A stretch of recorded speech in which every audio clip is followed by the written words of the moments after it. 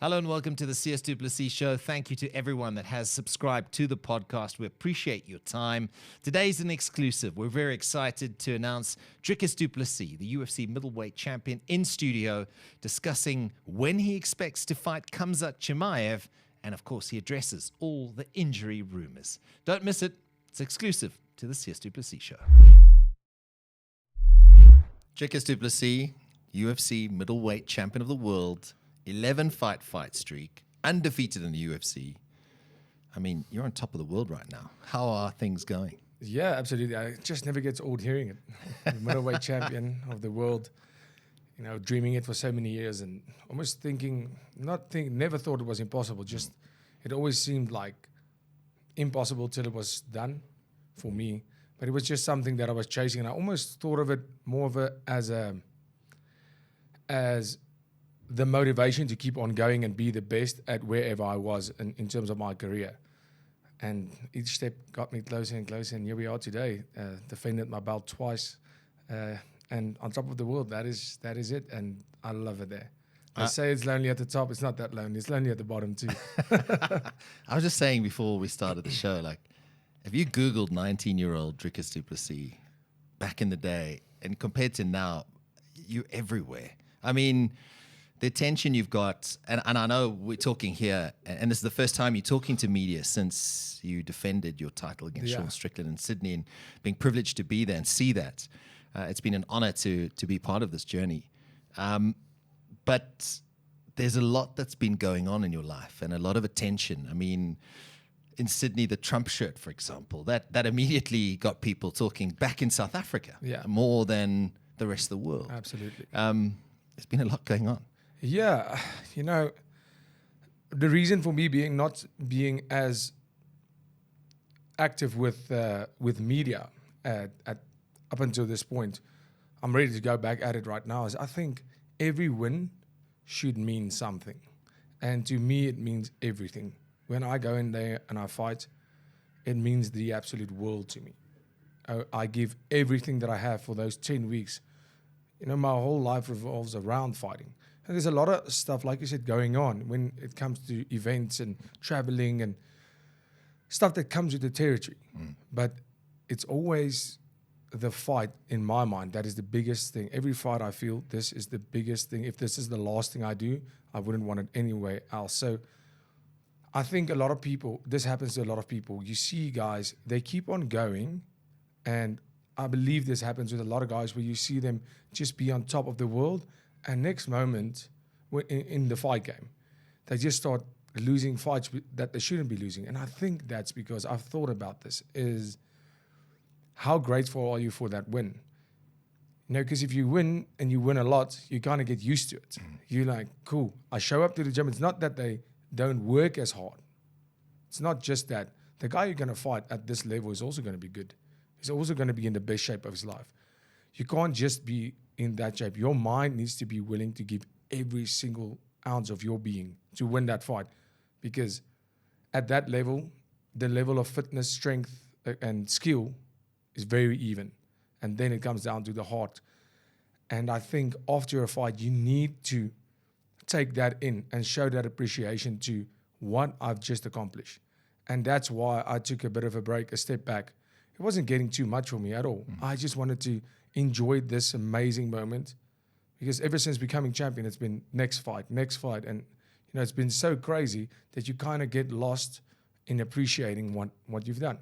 And that's what I did after the last fight. I appreciated, and I just sat back and I took everything in, appreciated my family, my friends, my team, the love for the sport that I have, not just because I have a next fight to prepare for, but having fun in training, having fun, on a day where you feel like, I don't want to really train today. I just want to look at my team training or help my coach today. That's the kind of stuff I love to do. But if you're concentrating on the next fight, you don't have that opportunity. And, so for me, this is very therapeutic, and I'm in a great space. I'm so happy in my life in general. My training is going great. My personal life is going great. I'm living my dream every single day, and I'm loving it. I know you've got an announcement to make a bit later on, and we'll get to that down the line. But I think it's important to those watching all over the world in a context of South Africa, where MMA for many, many years was still considered taboo.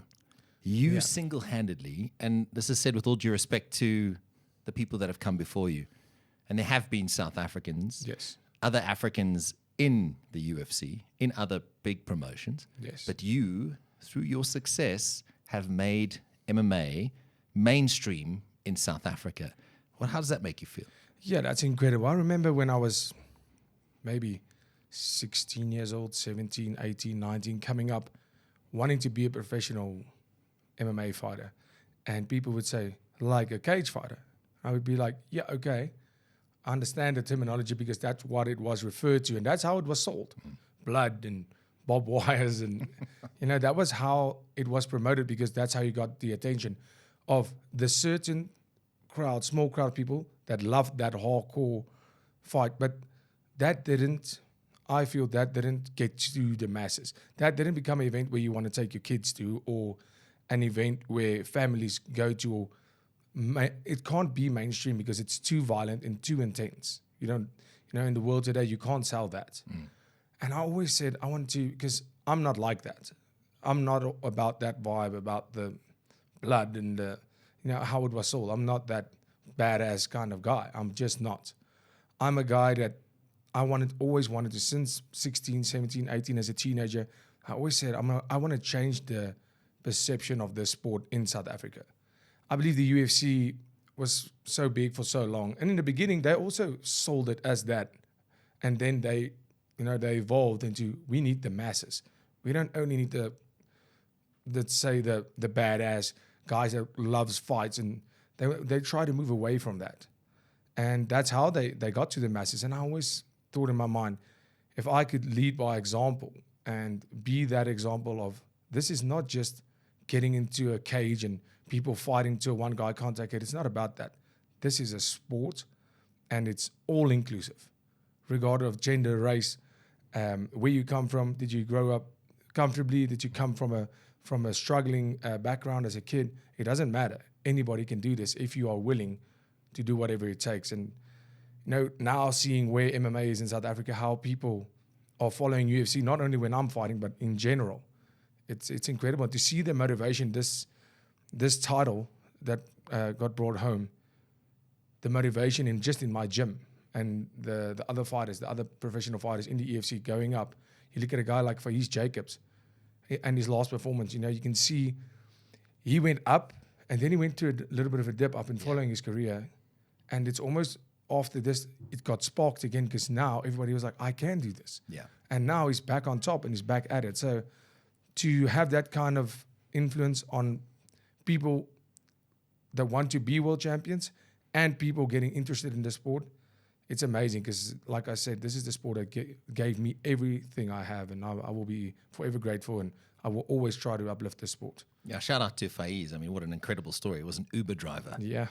And look where he is now, champions. Absolutely. And fantastic athlete. Funny thing about him, actually, because I'm from K1 Kickboxing, I was a K1 SA champion and world champion. Youngest in the country, the youngest, right? Yes. Yeah. And then I actually followed his, because I was already in the EFC then, and I saw a video of him somewhere when he was still fighting K1 or Muay Thai in Cape Town, in that scene. And I actually started following him before he signed with the EFC, because I thought, this guy's looking good. He always posted videos of him training, and so he's just one example that I quickly thought of. I mean, I look at a guy like just the guys in my gym, the guys that are coming through, 18-year-old guys training with the pros already. Those guys at 18 right now would have kicked my ass when I was 18 years old, because they have so much knowledge around them. Yeah. We're not trying to get into the EFC anymore. The benchmark's been set so much higher.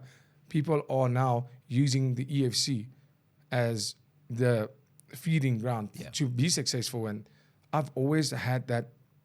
It made me so angry, because people would give the EFC a lot of shit, saying, they're putting up bad shows. Without them, I wasn't here. They are giving us, and people say, but I don't want to fight in EFC. I only want to fight overseas. I said, okay, if the EFC is so shit, why don't you have a belt? If it's so easy, if the fights, you don't like the fights, why don't you have a belt? Do you want to get paid more? Win a belt. That's how it is.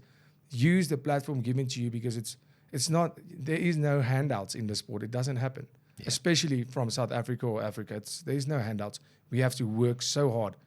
And I think that's why on that level we are so successful, because we had to work our ass off for every single thing of it. And the UFC plays such a massive role in the success of MMA on the African continent. Yeah, it certainly is. It's opened many, many doors. Yes, absolutely. UFC, PFL, you name it. I think at the end of the day, Dricus, if you look at the impact you've had, and yes, I know you've got a phenomenal team behind you. You've got a genius of a coach in Morne Visser. But your success has rubbed off on this. That's why there are kids coming to Team CIT, going to the other gyms, saying, I want to be like Dricus. I want to be in MMA. They're ditching rugby, cricket, football. They want to go into MMA. And I mean, that must feel pretty good, man. Yeah, absolutely. You know, people always say, okay, I don't want to play rugby. I want to do MMA. I wanted to play rugby, professional rugby, my whole life, even when I was pursuing MMA. I just think I wouldn't be good enough. If you look at the pool of rugby players, I think we have, and I stand corrected, 600,000 registered rugby players in South Africa. And that includes school, that includes clubs, every registered rugby player in South Africa. And you are playing for 30 spots. Yeah. If you look at the Springboks right now, and always, they are the best in the world for a very good reason. I look at those guys and the position I played, and I look at them and I'm like, I'm so happy I didn't pursue this, because I would have been a good rugby player, but I would have never been great. And rugby isn't for everyone. Yeah. And cricket, I loved cricket. I sucked so bad at cricket. Like, I was on the bench for the second team, and we didn't even have a full second team. I just sucked at cricket. Yeah. But I love the sport. And I think MMA gives everybody, a shot, because if you look at MMA today, it is not the badass, tattoos, and it's not that anymore at all. There is guys that go that route, but I mean, if you look at a guy like Chase Hooper, for example, who just beat Jim Miller, he signed with the UFC at 19. He's this grappling guy. There is literally the fighting nerds as a thing. So that shows you the diversity of MMA, because it's so individual to everyone. How do you want to approach this? And I think that's what makes it amazing. Yeah, maybe rugby isn't for you, or maybe you are good. You're just not good enough. Yeah. In rugby, it's a tough game in South Africa, and in fighting, it's exactly the same. But I do feel there are less physical restrictions when it comes to MMA. If you're a small guy, you can't make it in rugby. Sorry. Yeah. Doesn't work. And if you're the way you are built, it has an impact. If you're a small guy, if you weigh 60 kilograms walking around, you can fight MMA. Yeah. There's a weight loss for you. Absolutely. So the physical part of MMA is much more diverse than I believe in a lot of sports. Where certain body types, you're not going to be good at that sport. I'm sorry. Like, I can train as hard as I want. I will never be able to be a horse jockey. I'm way too big. Can't do it. It's impossible. So with MMA, there is a place for everyone if you're willing to do what it takes. And that, I think that's where it comes in. Once again, going to schools. I don't necessarily want to play for the second team or the third team. And in schools, we have the best rugby schools in the world. I think out of top 5, we are 3 of the best in the world. It's competitive. So maybe you don't make the first team. Maybe you don't even make the second team. Now you're looking for other options. And I think, but like you said, a couple of years ago, it was taboo. Your parents won't let you do this barbaric sport. And now people have more insight into what MMA is and what the sport has evolved to. Yeah, you had a good point 10 years ago. Yeah. But right now, there's no denying that this sport takes so much discipline, and it's a mainstream sport, and I think that makes me happy. Seeing people respecting the sport as a sport, not as this brutal war. Yeah. And seeing how every time we were at Kevin Arena's boxing event on Saturday, absolutely incredible event. Just seeing how boxing and MMA, we feed off each other. Yeah. It's martial arts at the end of the day, and people, it's I was so happy for Kevin doing what he does. He defended his belt on home soil, and just like he supports me when I fight, this is for South Africa at the end of the day. And to seeing this, there were 6,200 people in that arena. It was the biggest one in, I don't know, maybe in South African boxing history, definitely in Pretoria's history. And there were kids. I'm talking about hundreds of kids at this event. And when I stood there after the fight, so many kids ran doing autographs and photos with these kids. Now that makes it never gets old. It's incredible to see, because we are inspiring the next world champion like that. You speak about home soil, and I imagine you get asked this all the time. UFC in South Africa, on South African soil. I know Minister Gayton McKenzie's been involved. There's been chats. Is that still the dream? I mean, I know that there's a lot that has to go into bringing a UFC event to South Africa. But is that the dream, is to still defend this belt on African soil, African air? If it's sea air in Cape Town, or if it's at altitude in Pretoria, is that still the dream? Does that still give you fire in your belly? Absolutely. It's just, it's one of those things that you kind of, it's something I'm pursuing. And, with what a lot of guys would do. And I can't think of an example right away. They would say, I'm not defending my belt unless it's on my home soil. Yeah. A lot of guys go through that. Or UFC champions or boxers, and this has happened a lot. And that's the thing. I had to put that in the back of my mind, because that is one of the ultimate goals. Like it is to become a champion, is to defend this belt on home soil. 100%. I just can't let the fact that it's not happening, because at the end of the day, the machine has to decide. I can make all the noise, and the only way we are going to do it is by doing what we're doing now, showing our massive support, the support that we as South Africans have been showing to MMA, to myself, and the guy and Cameron, the guys that are showing that we are interested. And the UFC, they are taking note 100%, just to make it a priority for them. And for me, I kind of had to take a step back. I'm actively busy trying to make that happen, but in terms of my career, I'm young, I'm healthy, and it's not always like that. Sometimes you're injured and you have a little bit of time off. I'm not injured. I can fight. And while I am able and fit, and in this game you can have an injury tomorrow and then you're out for 9 months. While I can't decline fights and kind of make a power play to get it here. But believe me, Minister Gayton is actively busy. The UFC wants to do this. The logistical part is just a lot harder than most people would think. Now, people think it's about getting it here. Let me give one of the biggest problems that I see. And people always like, why don't they want to bring it? They want to bring it. Yeah. Listen to this. A UFC ticket in the T-Mobile Arena. I think the cheapest seat, and that's 23,000 people. The cheapest seat in that arena is $300. So that's 6,000 Rand, South African rands, if there was 23,000 people. The ringside seat, I think the seat where the fighters walk out, I heard the other day is $45,000. That's 900,000 Rand. So let's say we get an arena, we have a 14,000 seater, we definitely have that. The prices are going to be, we don't have that kind of money. Where are you going to get 14,000 people where the cheapest seat in the back is going to be probably 10,000 Rand? That is the biggest problem we have, and that's why they need to make it big. Yeah. And, then you can say, okay, let's do a fight night here. Then that's not going to be defended.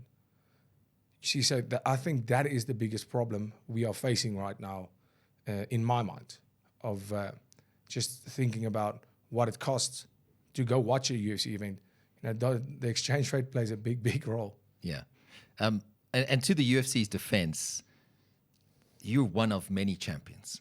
With all due respect, you won. And yes, Africa's top dog. But there are various other places that they will look at, and financially it's more viable, right, at the end of the day. Absolutely. I mean, one thing people have to realize also is, and this is my dream, is your dream, this is South Africa's dream.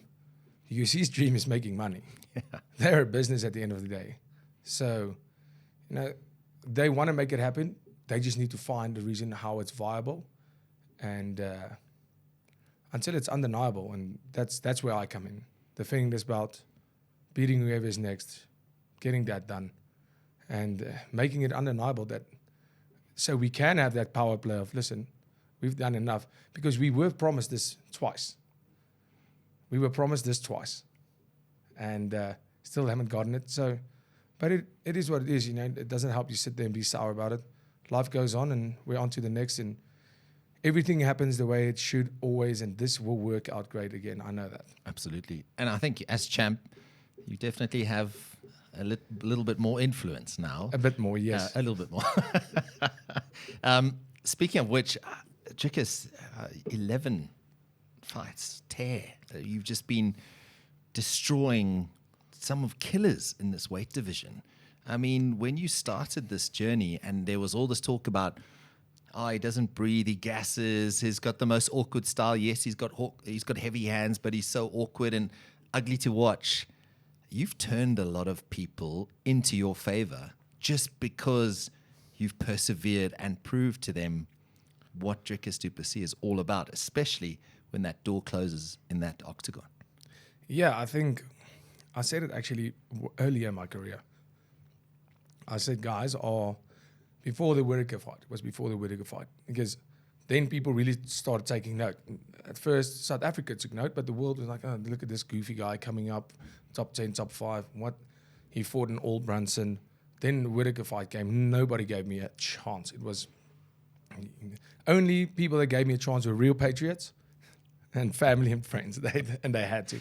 I still think a lot of people, they said, you can do this, but when they spoke to their friend, like, he's probably not going to win this one. They should probably put $100 in. Yeah, we think he's going to win, but we're not going to bet on it. And rightfully so. And after that fight, I said, people have been criticizing my style, and my style is not just my style. My style is trained, like you said, by the great Monefa said. The man has a mind like no other in the sport. We sit together and we work stuff out, and we try to do things that everybody else is not doing. See the holes in the things as the norm. See the norm of striking. Yeah, it looks pretty, but how you counter that pretty striking? Do you think if I fought Adesanya with the pretty striking style like his, I would have beaten him? No, he's been fighting like that forever, and he is the best at that. I had to change it up into a style, and if you look at all the opponents, every single one of them said the same. It's hard to figure him out. And how do you figure something out that you have no concept of? Because who's going to train like that? Where are you going to find somebody to simulate my fight style? Yeah. And that's where we've been at this for years and years, to exactly do things the way nobody else does it. And unfortunately, I'm the pioneer in my gym of, okay, we have this new idea. Dricus, you go out and try it. After a round, I'm going, that's not working. It's not working. It's not, because you have to test it at the highest level. You can do it in the gym all you want, at the highest level. After one round, coach, that's not working. Okay. Or in the fight, after the fight, won the fight, great. That did not work. We take that out. Yeah. We see a new opportunity. We see, okay, this is what we did wrong. Let's try. And Monesia is constantly coming up with ideas. I'm constantly coming up with something that I think and that I see to be different. And that's, to be the champion, you have to be different. You can't be like everybody else. So I said it with the Whittaker fight, after the fight. I said, guys have been criticizing our style for so long. And every time I do anything, it's a criticize. He looks sloppy. He looks tired. His wrestling sucks. His grappling is awkward. Doesn't work. He can't fight like that. And I said, you guys are criticizing when you should be taking notes, because you're already behind. And the longer you wait to start taking notes, the further you're going to fall behind. You ready to become a bet influencer with Betway? Betway are introducing a world-first feature where you can make money by just sharing your betting codes.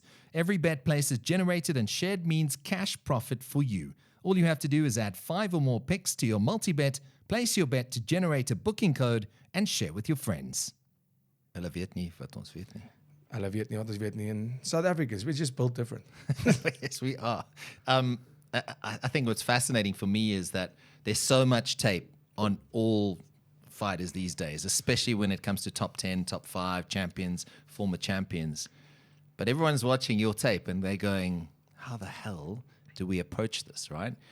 And I think Sean Strickland in Sydney found out, like, even though he had fought you before, this was a different Dricus du Plessis to who was in Toronto, right? Yep. Same with Adesanya. There was something about you that they just could not unlock. Is that the secret here? Like, is that, like you've just mentioned, you've got to be different each time, but there has to be a core approach at the same time, a base. Well, I believe 100% the core-based approach of me fighting is, and I've said it so many times, the fact that I'm willing to die and take a life out there. That is my core. And when I go out there, when I pray before a fight, I never ask to win.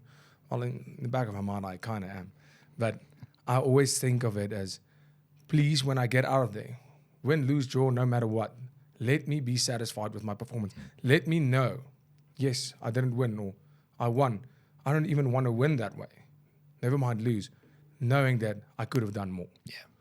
And that is the core. And that is the core of my coach, my team. And that's what when we go out there, we fight. There is no energy conservation. There is no time for, figuring stuff out. You figure it out while you're fighting. And that is what I think gets to all my opponents. When I go out there, they think they're ready for a fight, but once after that first round, you're like, okay, second round. When the fifth round comes, I'm still coming with everything.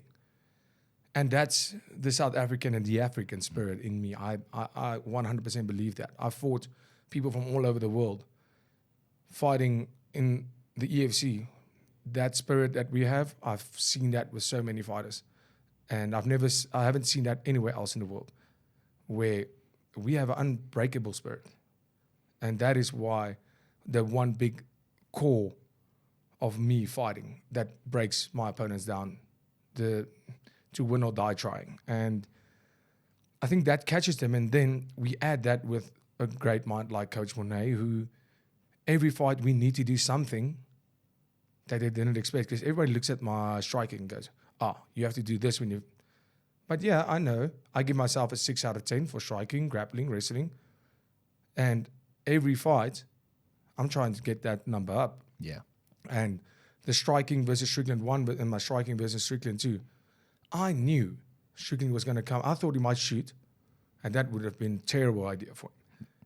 And then I realized he's going to just do the same thing. And I said that leading up to the fight. This fight is going to be won by the guy who evolved the most in the last year. And I just knew from Strickland 1 to Adesanya was a massive jump in my skill set and my performance. And then I knew I had an even bigger jump from Adesanya to Strickland 2. And that's just like consistency, evolving with the sport. And if you don't evolve, and we saw that with Strickland, the style's always been effective. Yeah. And I believe in that fight, he stopped evolving and he went back to his old ways.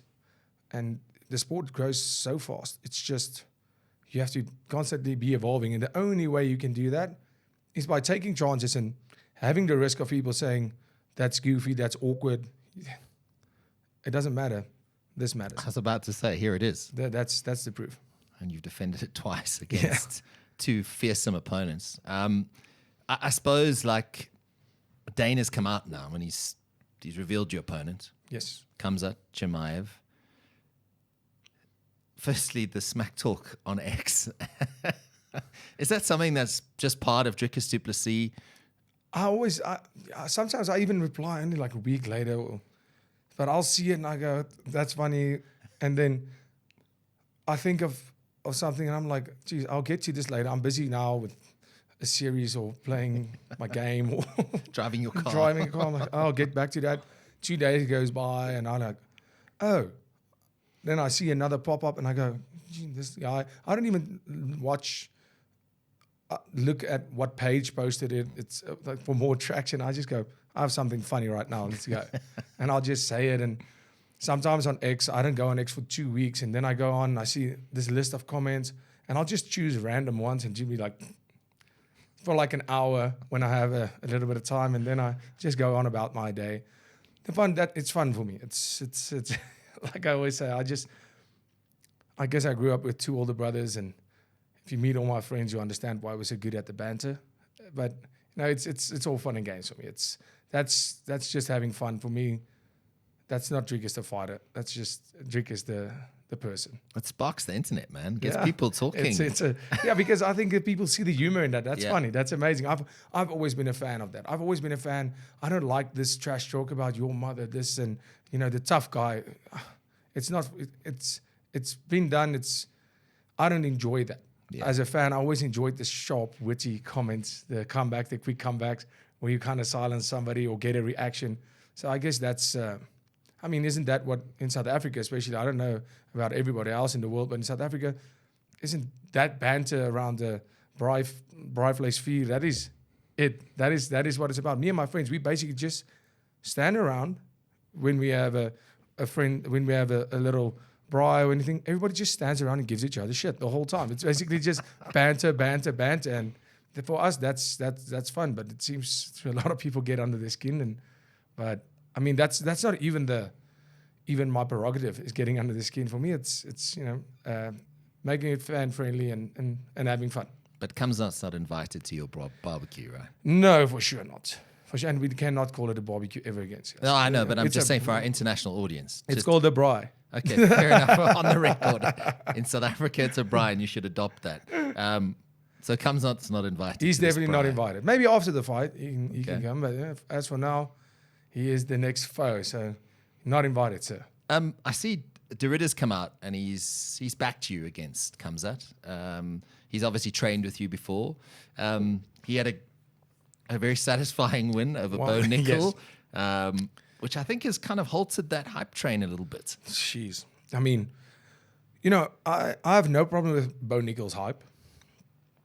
What I do have a problem with was he was talking about people who has done what he's never done. He became a 3-time NCAA champion, if I'm not mistaken. Well, this is not wrestling. This is not wrestling, my good man. And he found out that the hard way. Yeah. I think he thought he was going to walk through Renier. And I thought Renier had a beautiful game plan. What I like about Renier de Ridder, I think he's going to be a problem. I think he's a very good fighter. He's on your radar. Absolutely. He came in on a tear in the UFC. I've trained with him. He's really, really good. And I think people misjudge his style. I think he's big. And he neutralized Bo. He neutralized him because he wasn't afraid to get taken down because he's such a high-level grappler. So Bo was like, cool, I'm taking this guy down. Once he had him down, what was he going to do? Just hold him down. Yeah. He switched around, got Bo down, and Bo Nickal... as soon as they got up, he looked gassed. He looked like a fish out of water because now the only thing that saves him in every fight is his wrestling. Yeah. And now that one thing is not working for you. Now the takedown's getting stuffed. Now you're getting taken down, and you have a guy with more in the arsenal because his striking is terrible. Yeah. He's not a great grappler. He's a great wrestler. And when people asked me before the fight, said I think Renier's going to win this 100% because I watched Bo's fight versus Gordon Ryan.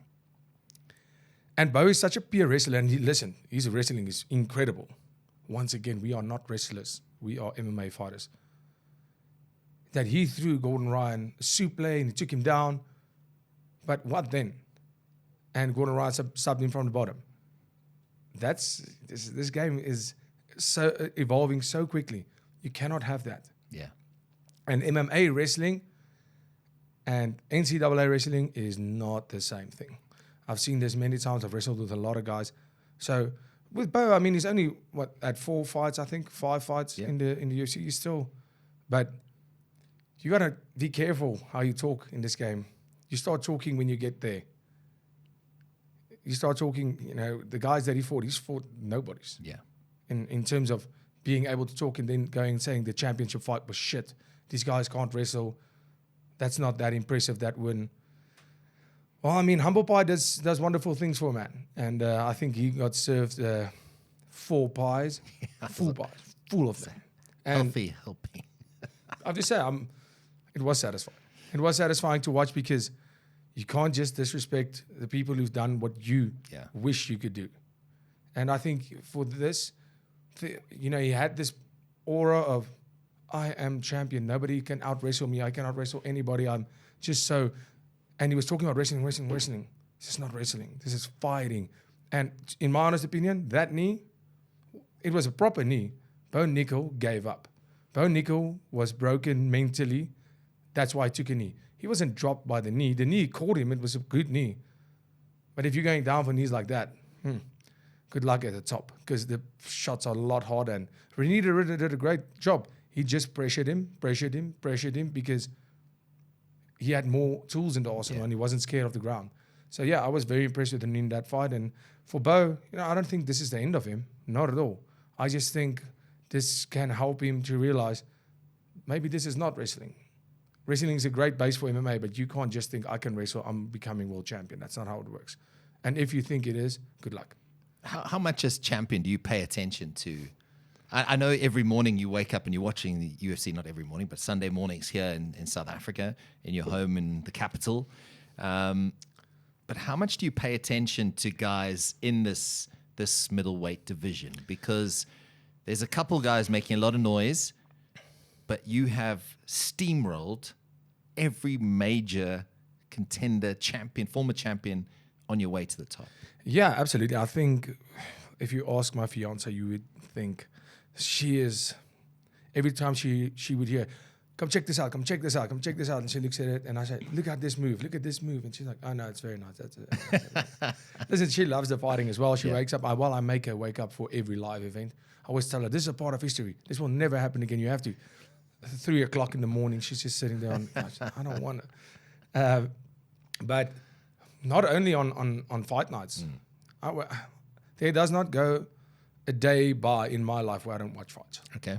And I believe that's a big key to my success. It's been like that for the past 10 years. And if you don't keep an eye on the guys coming up, you will soon be defeated, I believe. I know everything about every guy, at least in the top 15 in my weight division. Yeah. Every ranked opponent, I watch their fights. I make sure I watch highlights. I make sure I watch all their performances, see what they're good at, what they're bad at, see what guys will be a threat in the future. And I've been right about every single one of them. And I think that's an important part. Just like training is, myself and coach speak about it all the time, saying that's part of your job. When I leave the gym, I'm training for 5 hours a day. And do you think you are so lucky that your job stops after the training session, 2-3 sessions a day? No. That's when you go home. That's when you make notes. That's when your mental training starts. That's where you take a pen and paper and you take notes of the guys. You start making notes on each and every guy, especially guys that are close to you in the top 5. This is what he does good. And not only what they do good, what is threatening about them and where they're good, where they're bad, but also learning from them. After the second fight with Sean Strickland, after the first fight, I stole his jab. I 100% stole that jab from him, the way he throws it. It was so effective. And it was effective. I caught him. The first jab he threw, I patted and jabbed him straight. Gave him some of his own medicine because I learned from him because he's such an incredible fighter. Sean Strickland's a great fighter. And I learned from him. After I fought Izzy, I took from him. I steal from him. After I fought Whitaker, even though I knocked him out, I took from him because there was a few things he did that I was like, okay, that was really good. Israel Adesanya, he did this uppercut that I just in the fight couldn't figure out. Usually people catch me or something, I'm like, and I figure out, okay, I can't. He caught me maybe 3-4 times directly with the same movement, same uppercut right on the nose. And in the fight, it was hard on my nose. And I thought, I just got my nose fixed, you asshole. And I thought, if you broke my nose, bro, after the fight, this is going down. And he just threw that so perfectly. And I've been watching that. And after the fight, I just told my coach, I said, that uppercut he threw, I need to figure out how he did that because he's brilliant. That was brilliant. I couldn't find an answer in the fight. Now I know it because I took a mental note of it. And I think that's very important to take from your opponents and learn from them and future foes, guys coming up. I have an eye on all of these guys because that's how I'm going to stay ahead. I know the conversation has always been about not just winning the belt, it's about being the greatest middleweight of all time. And if I think Robert Whitaker dispatched, Israel Adesanya dispatched, these guys are phenomenal athletes. I mean, Israel Adesanya, Hall of Fame. Yeah. How much confidence do you take out of sort of marking that off, going, thanks, next, thanks, next? Yes, and absolutely. I mean, being in there with a great like Whittaker, being in there with a great like Adesanya, it's crazy actually if you think about it. And to know that I went out there, finished both of those guys, and going out there and beating Strickland at his own style, which people said was impossible because he's a cardio machine and he's the best boxer. And that, yeah, it's great, but you can't be hammering on the great too long. There is a next. And like I said earlier, I just have to step back and enjoy that for what it is before I go, next. Because losing becomes a habit. And once winning is a habit, that's great. Wanting to win, that's a different story. To make winning a habit's not necessarily good, but wanting to win, that's the habit you need. Yeah. The chase, once you stop worrying about how bad you want to win, you just think, probably going to win. I did everything I did last camp, probably going to win. No, you can't have that. Every fight is the fight of your life, and you have to always remember that. And stay addicted to wanting to. I can't wait for a camp. I'm always like, I'm kind of nervous for a camp because I know what I'm going to put myself through, what I'm going to get put through. But I can't wait because I just know how much stronger it's going to make me mentally, physically. After every camp, every camp is so tough. But I just know after that, when I get there fight week, it comes around, I'm going to feel unstoppable. And it's always been that way. And I can't wait for that feeling. I'm chasing that feeling before a fight, before the win. I'm chasing the feeling of knowing I'm going to win, knowing I'm so ready, there's nothing that can stop me. How much of the fight camp is mental? Because the weight cut is, let's be honest, weight cuts suck. It's terrible. Eating, I saw it was like a little piece of salmon that you had. Yeah, it was like this big. It gets tough. The mental part of camp, I think it breaks most guys. Because when you're in camp, you think, I'm supposed to be winning the guys that I'm training with. It's never like that. Because you have 5, 6 guys. Every minute they are swapping. You can't figure out timing. Their job is just to drown you. And you're trying to stay afloat. And then the way, showing up on a Monday, no problem, easy. 3, 4 sessions, great. Showing up on Tuesday, it gets a bit harder. Showing up on a Wednesday, and you're like, okay, I did the first session, I did the second one, and that third session rolls around, and you're like, I have every reason not to do this. Because, I've done my part. It's not going to, but doing it. When you're in camp, sitting on that bicycle for 2 hours straight, it's the worst. I hate it. I hate it, that zone 2 training of long, low intensity. I get so bored. I hate it. I'd rather be punched in the face for 2 hours than do that. But knowing that is unfortunately what it takes. And when it comes the first week, after that week, you're feeling, you don't even want to see your family. Anybody, they're like, we're having a family barbecue like a braai. I was going to say, you said barbecue. Yeah, so, but it's just so that you understand. That's your reference. My family heard, they're going to hear that. I was about to say BSC is on. He's going to text me. Yeah. And you just don't feel like anything. I'm like, if you come visit me, we can do it. Cool. But I'm not leaving my house. I'm just lying down on a Sunday. I'm beat. Then Monday comes again. This Monday is not as fresh as last week Monday. This happens for 10 weeks. And then I feel it's almost like halfway through the camp where it's almost like your body's hardened. My body does that. I don't get sick in camp. I'm always just like a day after the fight, sick. I'm talking about dead sick, always. My body knows. Can't afford that right now. Yeah. And then, of course, in camps, you deal with little injuries, and then the mental game comes in because now I can't train as hard as I want to. I'm much better off. Today, I shouldn't be training for 2 days. I have to take off. It's going to be a lot better. Even if you're a little bit, I'm not saying sick, but just because you have to be smart with your body too. Then the mental game comes in, being smart and saying, I'm not going to train today. But a fighter's mind in fight camp is the most insecure thing in the world, because we just think we need to do more, we need to do more, we need to do more. And the guys in the gym, the other pros, it's easy for me. I'm always like, oh, you dumb. You shouldn't be training right now. Get off the mat. It's the smart thing to do. Once it comes to my own career, it's a lot harder to have that conversation. Yeah. So but I love every part of it. You know, it's become such a big part of my life, the biggest part of my life, that I embrace that struggle of a fight camp, because I know double distance is coming. I know all the things that are coming. I know the first few weeks of camp is going to be hell. And then I'm going to get through. But I always know the light at the end of the tunnel. That week, fight week, when I get there and I feel like a monster, that is always worth every single second I've put in. And that transformation is incredible. I mean, walking around at 100, maybe 98. And Well, depending, maybe 100, 105, depending on where I am. Catching sharks or driving cars. But I think the biggest thing for me is like the amount of speculation that comes with being champion. There's so many keyboard warriors, people trying to break news that you've got injured, that sort of thing. Like, do you pay attention to that? Like, I mean, I saw your Instagram where you came out and said, guys, I'm not injured. What are you talking about?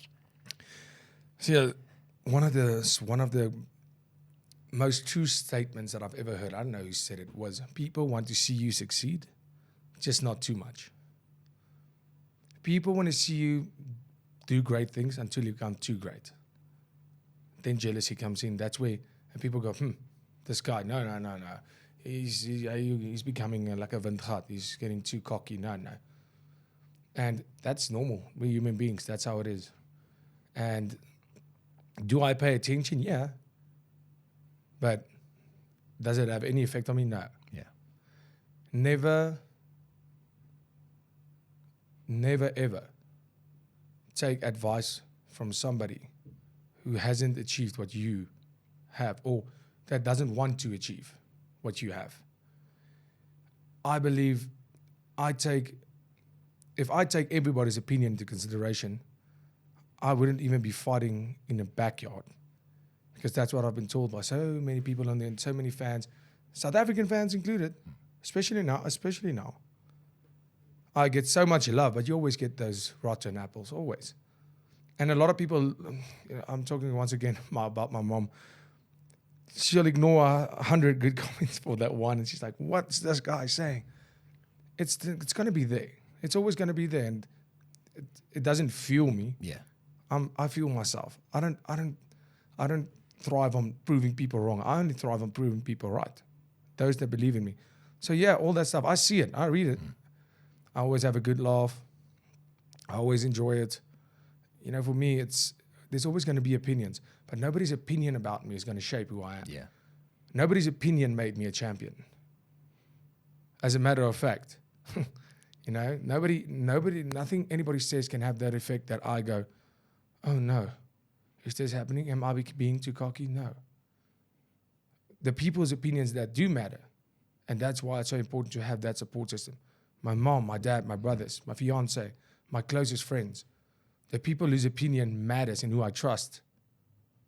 Not the people that see something on social media, because you don't know me. Yeah. You don't know how I am. I have a persona. Dricus still knocks du Plessis. He's a certain person, and they don't understand what it's like to be in this industry. If you show this much weakness, you're done for. Yeah. People will smell it. That's why if you have to know, if you're going to put something on, like, what's that Sarah Bullet that said, he hoped I lose the belt. I went after him, and then there's no holds barred. If you say my name out of turn and disrespect me, I promise you I will do it 10 times worse. I'm not a guy that's going to look for trouble with any of my opponents. I've had many fights where there was no trash talk. But if you disrespect me just once, I will come back at you, because that's how it is. Yeah. That's how it is. And people, you know, a lot of people, especially in South Africa, that's how we were raised, and that's good. Be humble. Don't say this, don't worry about, no. In this game, standing up for yourself is not, you're not humble. Yeah. Being humble is not believing in your own hype, in my opinion. Being humble is showing up every day and working to be the best, not just saying I'm the best or taking the sport for granted and not being, the sport will humble you like that. Yeah. You can never take that for granted. It's about showing up every day. That's being humble. Promising the people that you will keep this belt for South Africa. Promising South Africa that we are the best in the world. I can make all that promise all day. I am a liar and you are cocky and you're arrogant if you don't put in the work, because so many people believe in me and this belt, and so many South Africans are behind me, and so many people that do believe in me. I don't care about the haters. What I care about is proving them right. And the only way for me honoring my flag, my country, and all these amazing people from South Africa that's been supporting me is by showing up every day and working my ass off to make sure that we keep this belt. I've got to ask you, like, there were some bad apples that came out in Sydney for you. Is that something that, and then you won the belts and the bad apples went away? I mean, like, there's been a lot said about wearing a Trump T-shirt, and a lot of people they misinterpreted what the meaning was there. Yeah, absolutely. But once again, I don't explain myself to people that, people going, okay, I don't support him anymore. Were you really a supporter then? Exactly. Were you really a supporter then? So just to explain that even better is, they don't understand the mental warfare of fighters. They don't understand, nobody does, unless you're a fighter. Strickland being a big Trump supporter, also being an American and saying Trump prefers champions, me being the champion. But nobody looked at that. People always just love a reason for, we are backing Strickland. The South Africans going, we're back Strickland now. I was like, now you look even more stupid.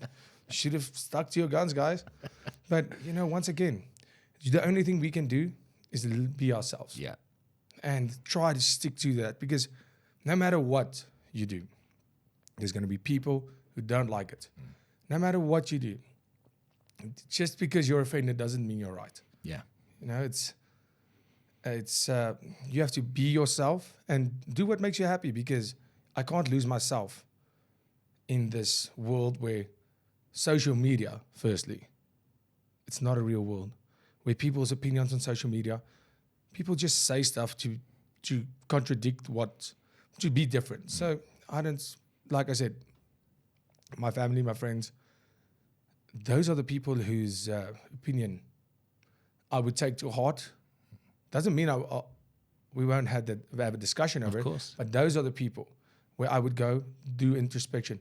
Not some guy sitting on Facebook saying, "Oh, you're being cocky." You don't know me. Yeah. So that's how you stay positive. But once again, few bad apples. Yeah.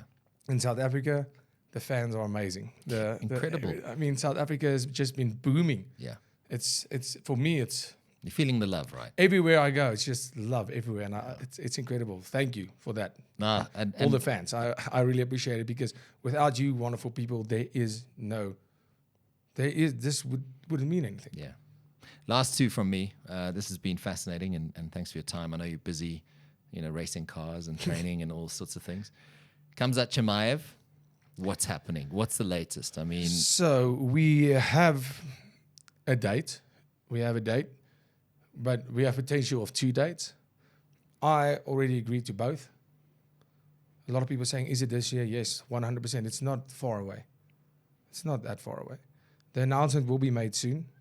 And me and the UFC, we've known this all these rumors that came out with injuries. I don't know where it came from. It was ridiculous. I was like, okay. And I just left it for like a week. And then I was like, okay, everybody had their fun. Now you're all going to look stupid. Yeah. And we've already agreed on a date. We had, and that's been a while ago.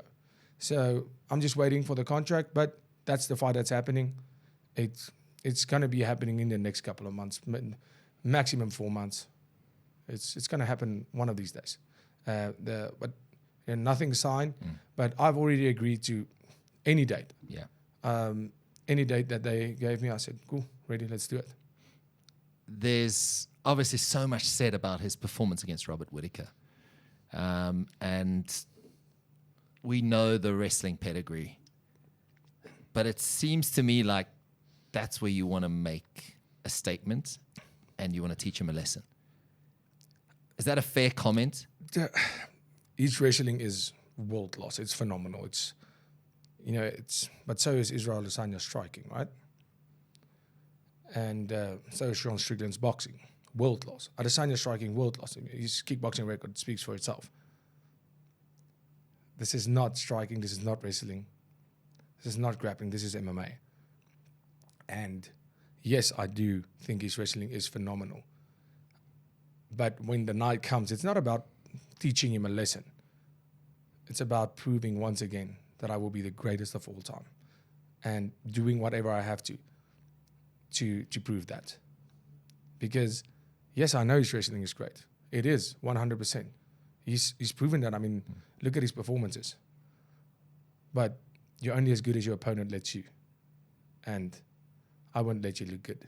I can let you look good, but I can't let you win, unfortunately. Are you worried he pulls out? He doesn't have the greatest record. Well, those are the kind of forces that doesn't bother me, because I try not to be concerned about things that I have no control over. UFC always finds a plan. Like I said, I don't prepare for Khamzat. I prepare to be the best Dricus. Yeah. So after that, if he pulls out fight week, UFC will get somebody else. There's a lot of contenders right now. And whoever they put in there, I'll be ready for it. Last one. This has become almost an extension of your body. Yeah. What would it mean to defend it for the third time? Is that the next step on this journey to being the greatest middleweight of all time, the greatest Dricus du Plessis that's ever been? Absolutely. I think and especially, I always say it's not just about defending, about who you defend it against. And yeah, defending it this third time would mean the absolute world to me. And believe me, I'm going to defend it. I'm going to defend it. This, win or die trying. I said, there's no way. I'm not leaving wherever this fight is without my belt. There's no way. The belt doesn't define me. My performance defines me. And unfortunately, for me to be defined, this is the personification of that. This is just a metaphor of chasing greatness and being the greatest. And right now, I'm the best middleweight in the world. And this is what I get to prove that. But I have a lot of goals. A lot of them have been reached, but I have a few more. And being the greatest of all time is the final goal. And for me to achieve that goal, I need to go out there and put on the best performance of my life. And that's what I'm going to do. Future Hall of Famer, no Absolutely. doubt in my mind. Dricus du Plessis, thank you so much for making time. Thank you so much. And we wish you all the best. And we can't wait to see you up against Khamzat Chimaev. And yeah, I am looking forward to being part of that journey again. Great. Thank you so much, Sias.